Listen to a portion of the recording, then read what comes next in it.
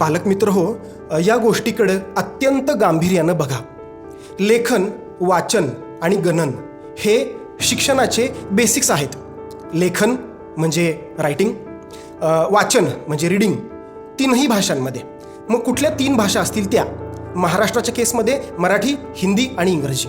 लेखन आणि वाचन. तिसरी गोष्ट गणन. गणन म्हणजे कॅल्क्युलेटिंग, म्हणजे गणिताचे बेसिक्स. या 3ही गोष्टी मुलांना इयत्ता 5वीपर्यंत परफेक्ट आल्या पाहिजेत. इयत्ता 5वीपर्यंत परफेक्ट आल्या पाहिजेत. इयत्ता 5वीपर्यंत परफेक्ट आल्या पाहिजेत.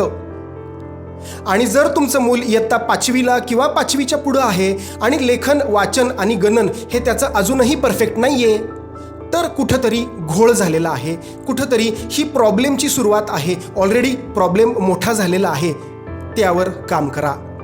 पटलं तर व्हिडिओ नक्की शेअर करा.